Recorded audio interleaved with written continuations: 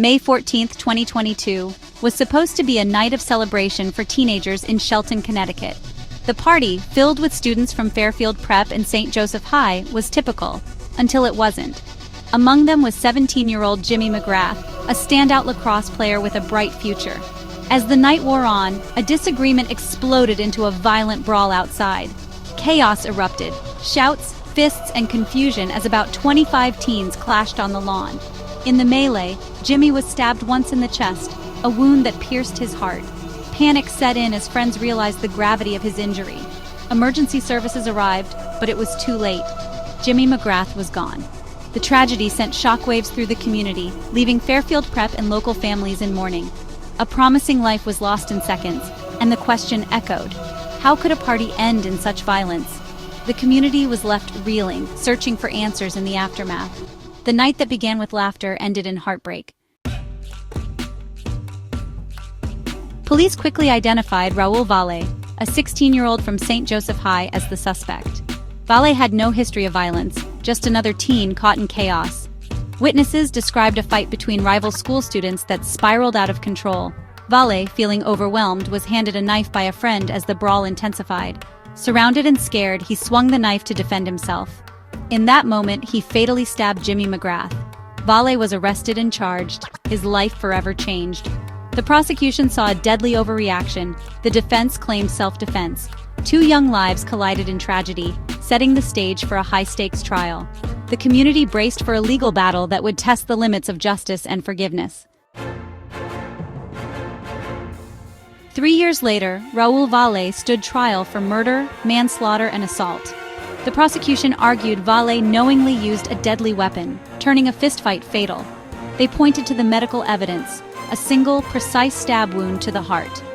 Valle's defense insisted he acted in self-defense, terrified and outnumbered. Valle testified he never intended to kill. He swung the knife wildly, desperate to escape. The defense argued his fear was real, his actions a response to chaos, not malice. The prosecution pressed, why use a knife? Why not run? The jury faced a difficult choice. Was Valle a killer, or a scared teen fighting to survive? The courtroom was tense, the stakes enormous. Both families watched, hoping for justice but fearing more heartbreak.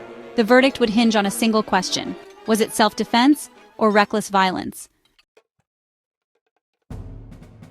On July 9, 2025, the jury delivered its verdict. Raul Valle was found not guilty of murder, manslaughter, and intentional assault. The defense's self-defense argument had prevailed on the most serious charges, but the jury deadlocked on lesser charges: reckless manslaughter and reckless assault. Judge Murphy declared a mistrial on those counts, leaving Valle's fate unresolved. The outcome stunned the community. Relief for some, devastation for others. Jimmy's father, Kevin McGrath, expressed shock, but acknowledged the fairness of the trial. "I don't believe Raul Valle woke up planning to kill Jimmy," he said, grief-stricken. "But my son is gone, and the person who took his life is free tonight." The verdict exposed the painful gap between legal justice and personal loss. For the McGrath family, closure remained elusive. For Valle, freedom came with uncertainty. The verdict left Shelton divided and uncertain. Valle's supporters saw justice. The McGrath family saw injustice. The community struggled to reconcile the acquittal with the loss of a young life. With a mistrial on the lesser charges, prosecutors could retry Valle for reckless manslaughter and assault. The legal battle might not be over. Valle's future still hangs in the balance. The McGrath family mourns a loss that no verdict can heal.